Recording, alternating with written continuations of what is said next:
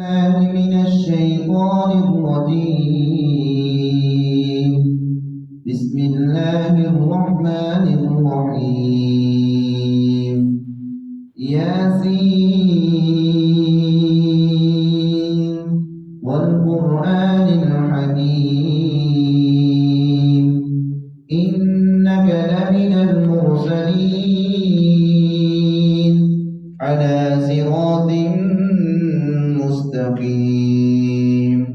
تنزيل العزيز الرحيم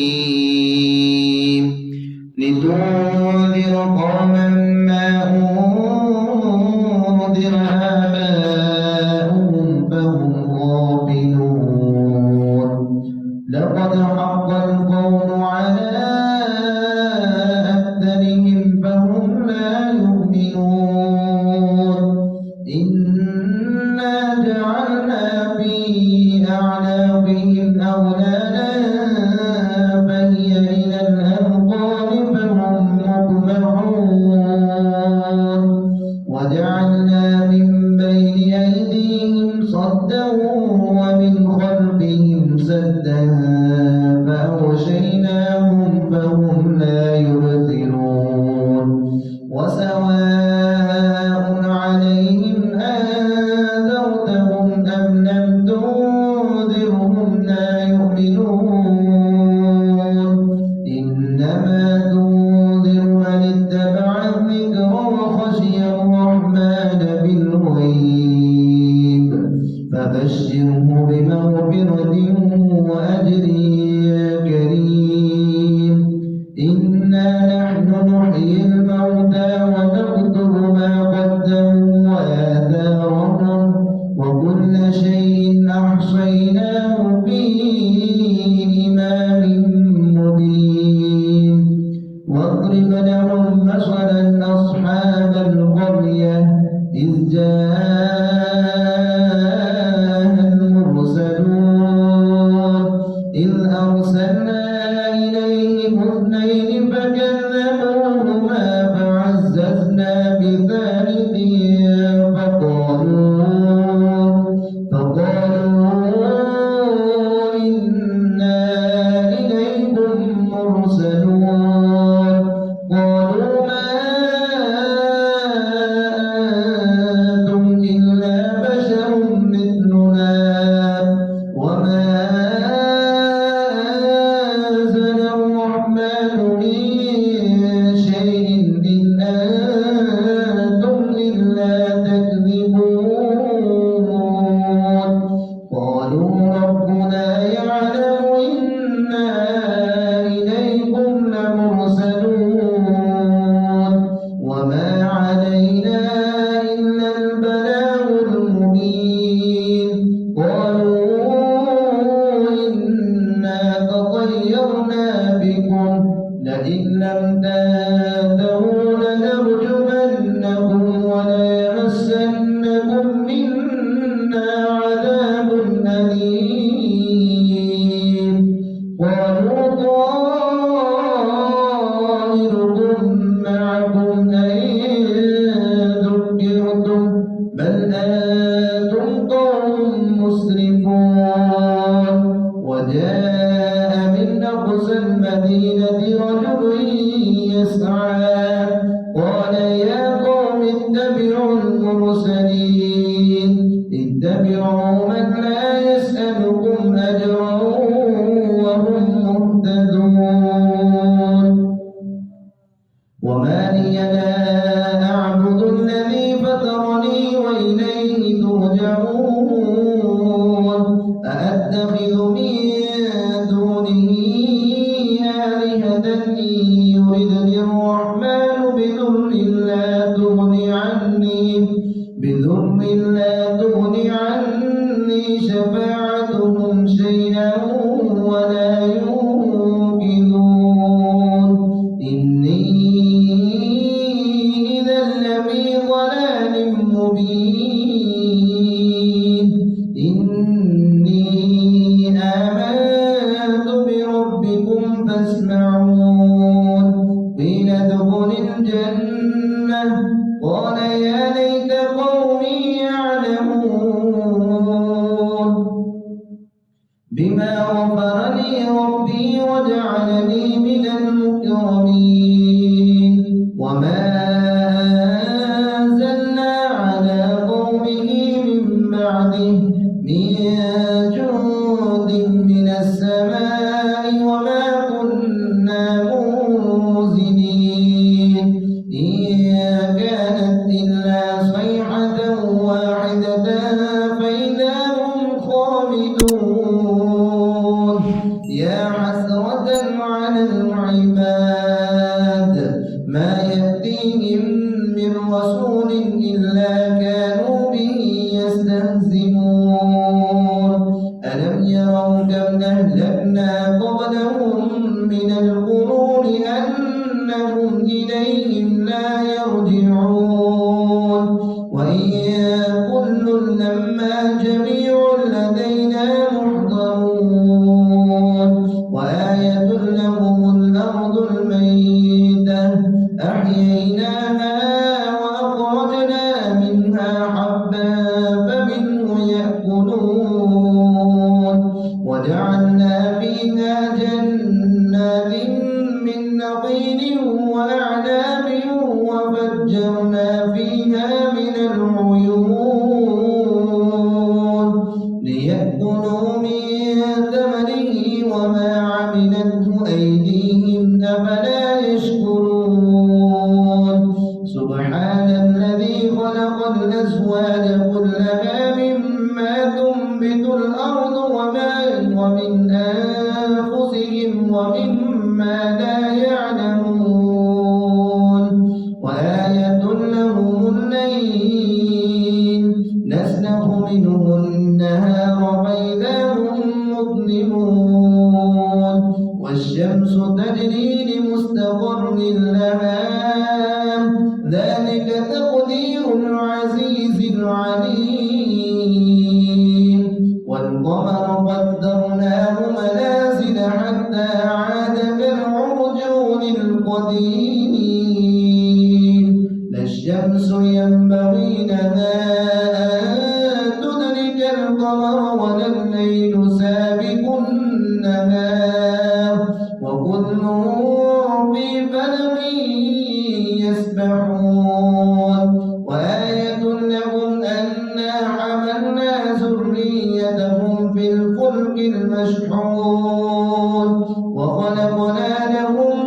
من مثله ما يركبون وإن نشأ نغرقهم فلا صريخ لهم ولا هم ينقذون إلا رحمة منا ومتاعا إلى حين وإذا قيل لهم اتقوا ما بين أيديكم وما خلفكم لعلكم ترحمون وما تأتيهم من آية من آيات ربهم إلا كانوا عنها معرضين وإذا قيل لهم أنفقوا مما رزقكم الله قال الذين كفروا للذين آمنوا أنطعم من لو يشاء الله أطعمه إن أنتم إلا في ضلال مبين ويقولون متى هذا الوعد إن كنتم صادقين ما ينظرون إلا صيحة واحدة تأخذهم وهم يخصمون فلا يستطيعون توصية ولا إلى أهلهم يرجعون ونفخ في الصور فإذا هم من الأجداث إلى ربهم ينسلون قالوا يا ويلنا من بعثنا من مرقدنا هذا ما وعد الرحمن وصدق المرسلون إن كانت إلا صيحة واحدة فإذا هم جميع لدينا محضرون فاليوم لا تظلم نفس شيئا ولا تجزون إلا ما كنتم تعملون إن أصحاب الجنة اليوم في شغل فاكهون هم وأزواجهم في ظلال على الأرائك متكئون لهم فيها فاكهة ولهم ما يدعون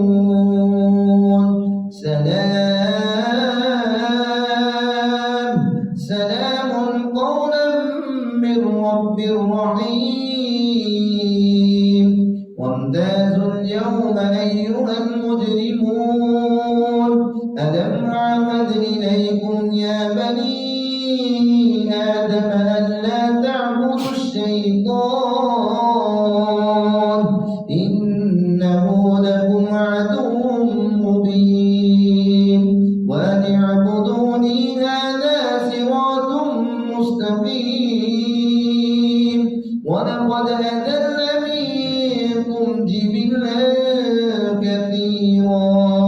أفلم تكونوا تعقلون هذه جهنم التي كنتم توعدون اصلوها اليوم بما كنتم تكفرون اليوم نختم على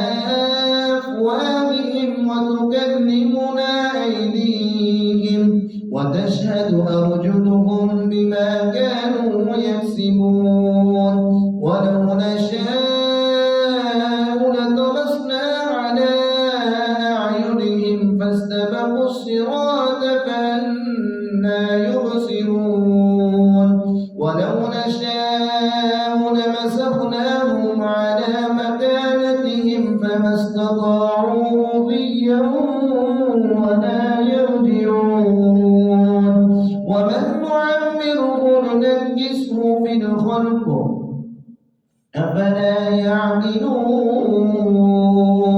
وما علمناه الشعر وما ينبغي له إن هو إلا ذكر وقرآن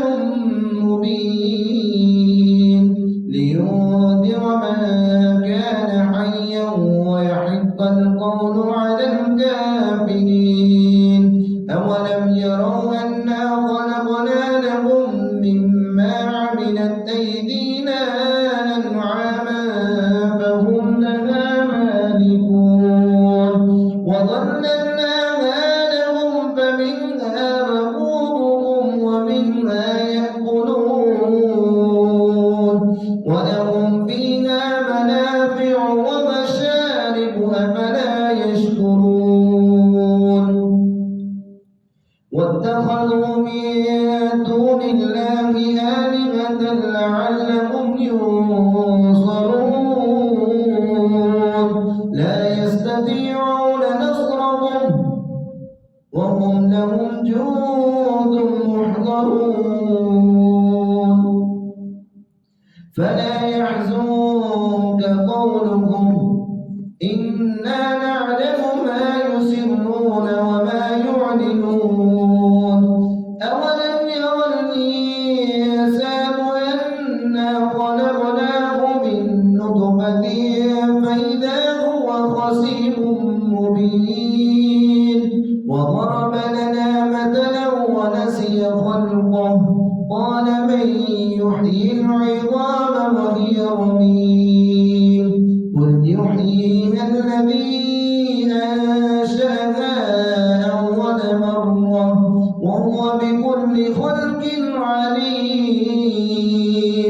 الذي جعل لكم من الشجر الأخضر نارا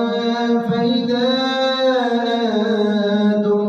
منه توقدون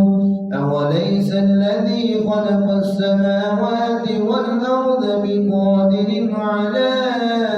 أن يخلق مثلهم بلى وهو الخلاق العليم إنما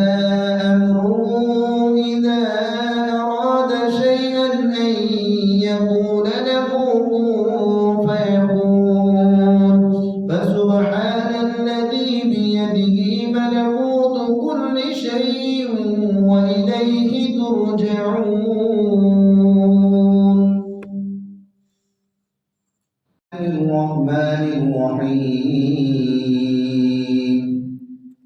ألف لام ميم تنزيل الكتاب لا ريب فيه من رب العالمين أم يقولون افتراه بل هو الحق من ربك لتنذر قوما ما أتاهم من نذير من قبلك لعلهم يهتدون الله الذي خلق السماوات والأرض وما بينهما في 6 أيام ثم استوى على العرش ما لكم من دونه من ولي ولا شفيع أفلا تتذكرون يدبر الأمر من السماء إلى الأرض ثم يعرج إليه في يوم كان مقداره 1000 سنة مما تعدون ذلك عالم الغيب والشهادة العزيز الرحيم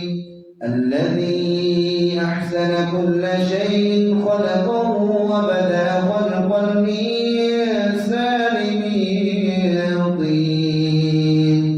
ثم جعل نسله من سلالة من ماء مهين ثم سواه ونفخ فيه من روحه وجعل لكم السمع والأبصار والأفئدة قليلا ما تشكرون وقالوا أئذا ضللنا في الأرض أئنا لفي خلق جديد بل هم بلقاء ربهم كافرون قل يتوفاكم ملك الموت الذي وكل بكم ثم إلى ربكم ترجعون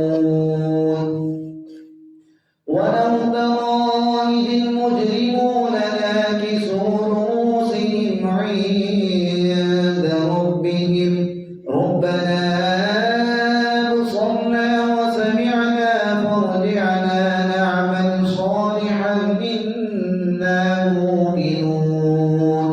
ولو شئنا لآتينا كل نفس هداها ولكن حق القول مني لأملأن جهنم من الجنة والناس أجمعين فذوقوا بما نسيتم لقاء يومكم هذا إنا نسيناكم وذوقوا عذاب الخلد بما كنتم تعملون إنما يؤمن بآياتنا الذين إذا ذكروا بها خروا سجدا وسبحوا بحمد ربهم وهم لا يستكبرون الله أكبر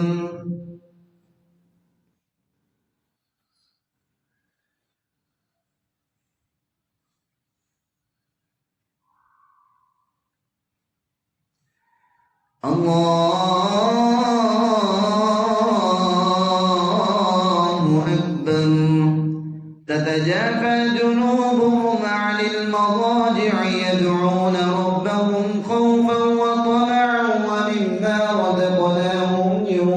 ينفقون فلا تعلم نفس ما أخفي لهم من قرة أعين جزاء بما كانوا يعملون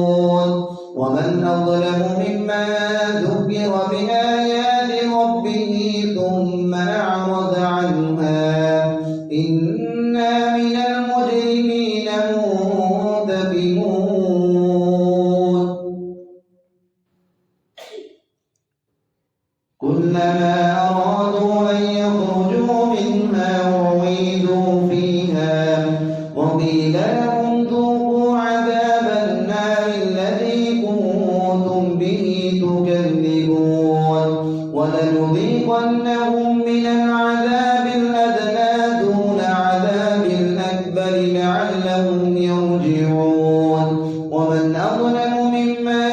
ذكر بآيات ربه ثم أعرض عنها إنا من المجرمين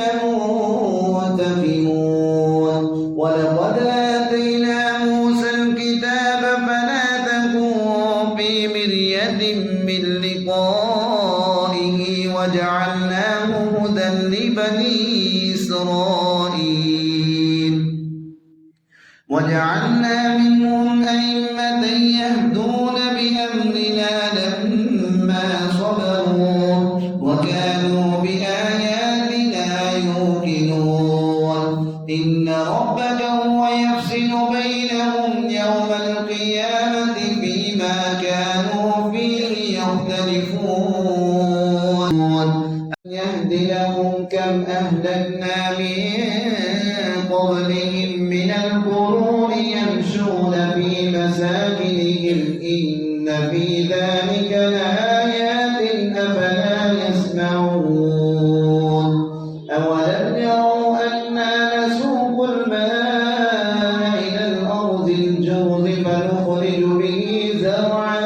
تأكل منه أنعامهم أفلا يبصرون أولم يروا أنا نسوق الماء إلى الأرض الجرز فنخرج به زرعا تأكل منه أنعامهم وأنفسهم أفلا يبصرون ويقولون متى هذا الفتح إن كنتم صادقين قل يوم الفتح لا ينفع الذين كفروا إيمانهم ولا هم ينظرون فأعرض عنهم وانتظر إنهم منتظرون بسم الله الرحمن الرحيم هل أتى على الإنسان حين من الدهر لم يكن شيئا مذكورا إنا خلقنا الإنسان من نطفة أمشاج نبتليه فجعلناه سميعا بصيرا إنا هديناه السبيل إما شاكرا وإما كفورا إنا أعتدنا للكافرين سلاسل وأغلالا وسعيرا إن الأبرار يشربون من كأس كان مزاجها كافورا عينا يشرب بها عباد الله يفجرونها تفجيرا يوفون بالنضر ويخافون يوما كان شره مستطيرا ويطعمون الطعام على حبه مسكينا ويتيما وأسيرا إنما نطعمكم لوجه الله لا نريد منكم جزاء ولا شكورا إنا نخاف من ربنا يوما عبوسا قمطريرا فوقاهم الله شر ذلك اليوم ولقاهم نضرة وسرورا وجزاهم بما صبروا جنة وحريرا متكئين فيها على الأرائك لا يرون فيها شمسا ولا زمهريرا ودانية عليهم ظلالها وذللت قطوفها تظليلا ويطاف عليهم بآنية من فضة وأكواب كانت قوانير من فضة قدروها تقديرا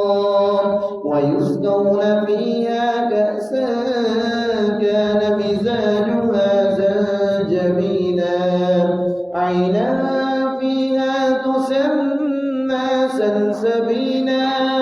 ويطوف عليهم ولدان مخلدون إذا رأيتهم حسبتهم لؤلؤا منثورا وإذا رأيت ثم رأيت نعيما وملكا كبيرا عاليهم ثياب سندس خضر واستبرق وحلوا أساور من فضة وسقاهم ربهم شرابا طهورا إن هذا كان لكم جزاء وكان سعيكم مشكورا إنا نحن نزلنا عليك القرآن تنزيلا واصبر لحكم ربك ولا تطع منهم آثما أو كفورا واذكر اسم ربك بكرة وأصيلا ومن الليل فاسجد له وسبحه ليلا طويلا إن هؤلاء يحبون العاجلة ويذرون وراءهم يوما ثقيلا نحن خلقناهم